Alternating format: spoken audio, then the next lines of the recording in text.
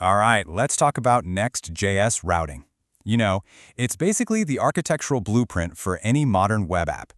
It's the system that dictates how users find their way around your digital world. And honestly, understanding this is the absolute key to building those fast, intuitive experiences we all want. So, let's get right into it. So it all kind of starts with a question we probably don't think about enough. You type an address into your browser, you hit enter, and poof, a whole interactive page just appears. How? What's the magic that turns that simple line of text into a living, breathing component on your screen? Well, that's the very problem Next.js solves so elegantly. And the magic behind it all is a concept called file-based routing. And the idea is just brilliant in its simplicity. It means the way you organize your files and folders is your site's navigation. No more complex config files, no abstract route definitions. You want a page at /about, you just create a file called about.js. Your file system literally becomes your API. How cool is that? Okay, so here's our game plan for this journey. We're going to start with that big foundational choice, app versus pages router. Then we'll get practical and talk about crafting dynamic routes. From there, we'll see how all this stuff actually impacts the user's navigation experience. And finally, we'll pull it all together into a really simple, actionable playbook. First up, the core choice. This is the foundational decision every single Next.js developer has to make. And it's not just a technical preference. We're talking about choosing your entire development philosophy here. I mean it. Your choice between the app and pages router is going to define your application's entire architecture. It influences everything from how you're going to fetch your data to how you handle all those little loading states. It's a big deal. And you can see there's a pretty clear contrast here. The app router, that's the future-forward choice, right? It's built for all the modern stuff like React Server components, and it gives you incredible fine-grained control. The pages router, on the other hand, well, that's the battle-tested original. It's a straightforward, client-centric model that's just perfect for smaller projects or for teams that already know its patterns inside and out. And hey, for those of you thinking about moving from pages to app, this quote is absolutely key. It is not just about changing a few file names. Adopting the app router means you're embracing a whole new way of thinking about how your application loads and handles data.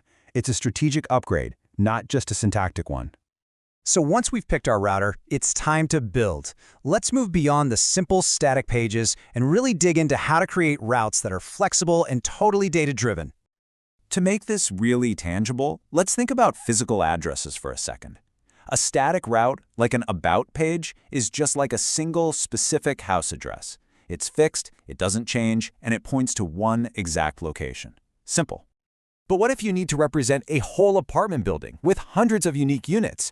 You wouldn't give each one a completely different street name. That'd be insane. That's where dynamic routes come in. The building has one main address, and each apartment has its own unique number. That number, that's the dynamic part. And in Next.js, making this happen is just beautifully simple. To create a dynamic route for, say, user profiles, you just create this exact folder structure. And see those square brackets around ID? That's the special sauce. They tell Next.js, hey, this part of the URL is a variable, it's going to change. The result of that simple file path is a super clean, intuitive URL for the person using your site. The structure we just saw translates directly into this web address. The ID from our file path becomes 123, and now our page can go fetch and display the data for that specific user. It just works.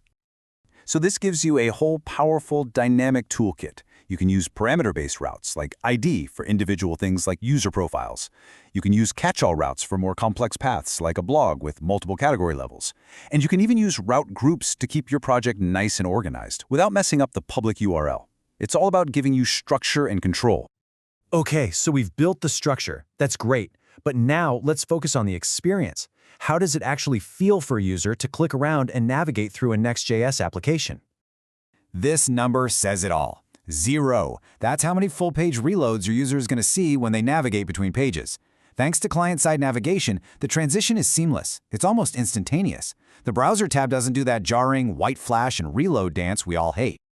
And the benefits here are just huge. First off, it just feels way faster, more responsive, kind of like a native app on your phone. Second, it can preserve the application state. So think of a music player that just keeps playing as you browse to different pages. And third, it's super efficient. It only asks for the little bits of data it needs for the next page, which seriously reduces the load on your server. So here's how that smooth journey works behind the scenes. A user clicks a link. Immediately, Next.js can show a loading state, like a spinner or a skeleton screen, so the user knows something is happening. Then, in the background, the content for the new page just streams in and replaces the old content, all without a full reload. It's a really elegant and user-friendly process. All right, let's bring this all home. We've covered the philosophy, the practical side, and the user experience. So here it is, your actionable playbook for mastering Next.js routing.